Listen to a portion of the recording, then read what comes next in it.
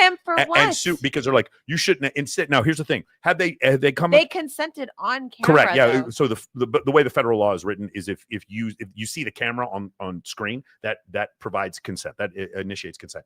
But the issue is if they had come to Owen and said something to the effect of, hey, listen, that's not representative of who I am as a person. I had a little bit to drink and I really shouldn't have said that. Right. And I apologize. Could you take the video down? I actually think Owen would have taken it down. That's not what she said. She's completely right. Why are you showing this and embarrassing me? Instead of taking accountability for the fact that she came off as a narcissist, instead of doing that, she decided to say instead, no, you should take this down because it doesn't make me look good. It's the same kind of thing. And I'm going to be honest with you, man, being a 48-year-old man, I don't remember this being constant. When I meet women who are, in their 30s and 40s, like that did not grow up with a cell phone through puberty, it seems like they have the capability of taking accountability. But what the problem is when you have someone who went through puberty and had TikTok and they have this brain rot of constantly swiping away things feelings they don't like. Then it's literally called brain rot. Yeah, it's called brain rot. Kids call it brain rot. It's brain rot. It's crazy. That TikTok provides for you. God, you guys. This massive levels of brain rot. And so we see this level of narcissism that's coming. Men get narcissism too. You want to know where they get it? Sometimes men become extremely wealthy, or they get addicted to pornography, or this is a very common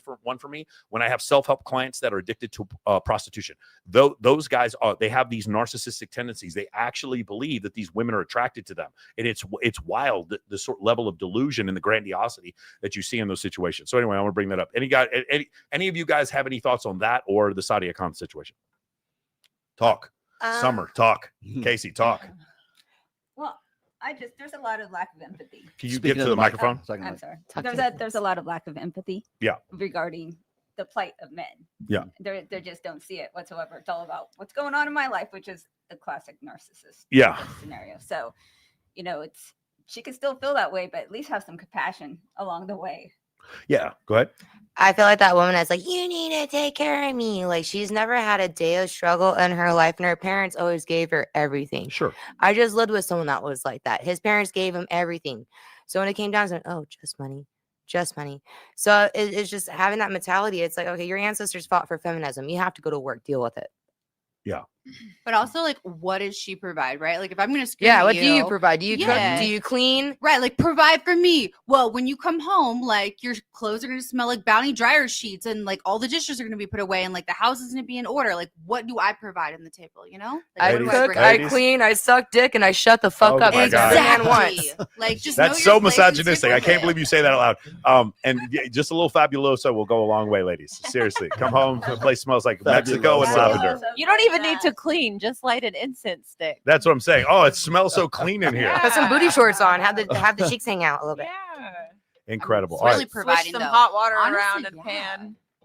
Did you have anything you want to say about that? I was just going to say is that I think what happens is when we have this imbalance with guys who are like supposed to live up to producing, they have a burden of performance, right? They've got to be able to, create more like surplus resources than they expend, right? There has to be that because that's what women are looking for in an evolutionary perspective, right? They're looking for the guy who can protect, provide, and be parentally invested. Sure. So that's that aspect of it. And then there's the other chick who says, I just want good dick, right? And so that's the opposite. That's the flip side to, they're both doing it right the service or the same. So you've got that. So you've got the one girl who's like, well, work harder. And the guys are like, well, we're doing what we can. What, like, first of all, is it even a fair exchange? But that's not even on the books. What I'm talking about is a fact that you've got this evolutionary imperative right now where that woman, she's not wrong. You do need to work harder. You do need to make more. That's what that's the only thing she can think about because she's worried about long-term security. Because that's what her psyche has been sort of molded over the last 200,000 years to seek out. From a game theory perspective, her best strategy is to get a man to commit resources to her. Yes. Yeah. So she, like especially in her. This is the thing that gets me is it's what's called evolutionary mismatch or evolutionary gap, evolutionary right? mismatch. Yeah. Where it's like she doesn't know why she wants that. So she you could tell her, well, here's the stats, and women are. Have 65% of the diplomas, the degrees, whatever. They own more homes. They are making more money right now. They're more educated. They're exceeding in the sort of male space now, and they're taking on the roles of being the provider, the protector, and the parental invested, right? And so they become the men that they wanted to marry. Well, so the only one who will be better, the only one who will be suitable for her in the long term is going to be a guy who is better than what she can already provide for herself.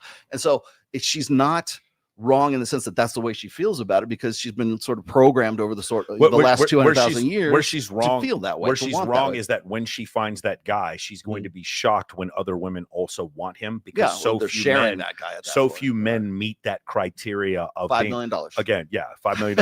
Well, also I wanted to sorry to interject, but I want to say too, if as a woman you're only meeting broke men, that's a problem within you. That's like the woman's problem. If you're only ever you need crystals and manifestation, and then the rich men show up. Is that how it works? Well, that's just one part of it. Yes. But you really, Manifest if you these are rich the men. constant, if you are the constant, the same, you're this one person meeting the same person out in different people. Yeah. You are the problem. Yeah. If you as a woman are only absolutely. meeting broke men who don't want to do nice things for you, who don't make you feel valued, that's your problem. That's not the men's problem. I got a really good super chat here that's kind of timely. It says, why do women say we do not want to have to support a man?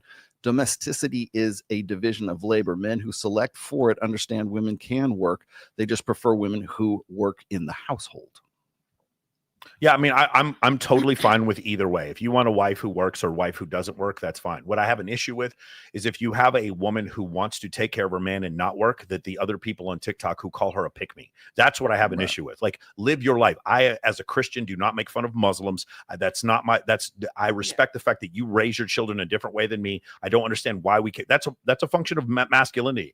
If I am the stockbroker, I respect the farmer on how he raises his family. And if I'm the farmer, I respect the stockbroker on how he raises his family. We can look at each other and our individuality and still respect our individuality instead of the opposite, which is groupthink. Do you have the next one here? I think every side though has a bad side to it though. You know what I mean? Yeah. It's a different side of the coin. Well, I mean, in general, yes, that is correct. I mean, there's Tiffany. good Muslims, there's bad Muslims, there's good Christians, Okay, there's well, bad well Christians. that really wasn't. Yeah, I understand what you're saying. Okay. I'm not making a point on that, but someone of a different religion, I Yeah, can yeah. still respect the fact that they Yeah. raise their children. Yeah. Their children respect them. Their wife and their child is provided for. They're not going starving. They're not being abused. I can still respect that, even though That's they don't respectable. believe the same thing that I believe. Go ahead. Here we go. Guys are 100,000,000% worse than pick me girls, and we could guess that. But there are men out there that do a bunch of favors for you, and they try to be so nice to you that to make you feel guilty for not liking them, and they make it a you thing, and then act like they're some kind of victim because they're too nice to. Like I can't. There's a man in my life. Where do I even begin? The type of guy that's like, I love women, I'm a feminist, and then when you don't want to hook up with them, they're like, there was a guy in my life that I had to see all the time that kept doing like grandiose things for me, and not even in like a love bombing way, but in a way to like make me feel guilty for not liking him because you didn't like him. And then on like the second time we had ever met, he was like, do you want to be my date to a wedding I'm going to in Mexico with my entire family? And I was like, randomly, like, no part of me wants to do that right now. And when I told him no, he was like, oh no, it's fine. It's just like, I just had terrible luck with my love life the past couple years. Like, it's just been so hard. You think my love life is awesome right now? Like, what are you even talking? Look at my life right now. Like, I ended up making a dating app profile, and I guess one of his friends sent it to him, and then he sent it to me, and he was like, this is just like hard to watch. Like, this is just weird for me.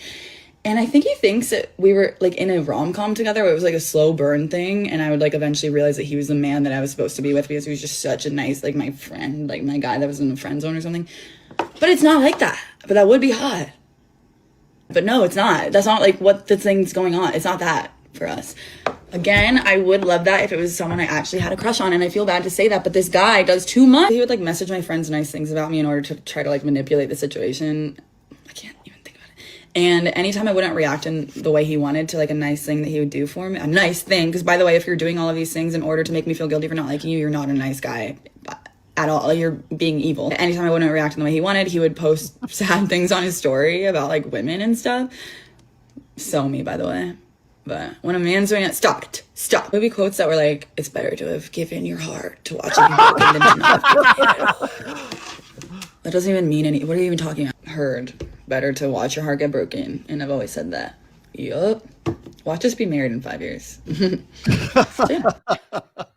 Anybody have any thoughts about guys you friend zoned who try to make you feel guilty? Listen, I know personal stories from people sitting at this fucking table.